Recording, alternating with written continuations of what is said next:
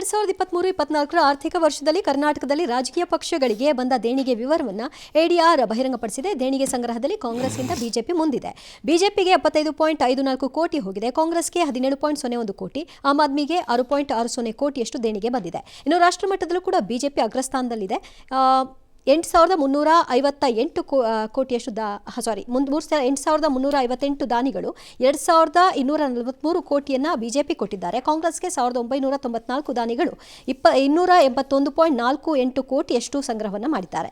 ಇನ್ನು ಆಪ್ 11.62 ಕೋಟಿ, ಸಿಪಿಐಎಂಗೆ 7 ಕೋಟಿ ಹೋಗಿದೆ. ಬಿಎಸ್ಪಿಗೆ ದೇಣಿಗೆನೇ ಹೋಗಿಲ್ವಂತೆ.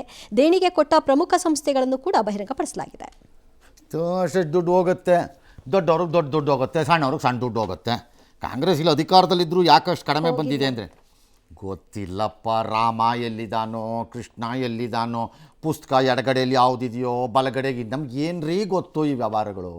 ಓಕೆ, ಅರ್ಥ ಆಗಲ್ಲ. ಇದೆಲ್ಲ ನಮಗೆ ದೂರ ಬಂದ ತನಿಖೆ ಮಾಡೋಣ. ದೂರ ಬಂದರೆ ನನಗೆ ಆಶ್ಚರ್ಯ ಆಗಿದ್ದು ಇದರಲ್ಲಿ ಆ ಕಮ್ಯುನಿಸ್ಟ್ ಪಾರ್ಟಿಗೂ ಇನ್ನೂ ಕಾಸು ಕೊಡೋರಿದ್ದಾರಾ? ಏನಕ್ಕೆ? ಆ್ಯಂಡ್ ವೈ ಕರ್ನಾಟಕದಲ್ಲಿ why does money goes to communist party? CPI ಆಶ್ಚರ್ಯ ನನಗೆ. ಮೇ ಬಿ ಗೊತ್ತಿಲ್ಲ, ಏನಾರು ಲಾಯಲ್ಟಿಗೆ ಯಾರು ಕೊಡ್ತಿರ್ಬೋದೇನೋ.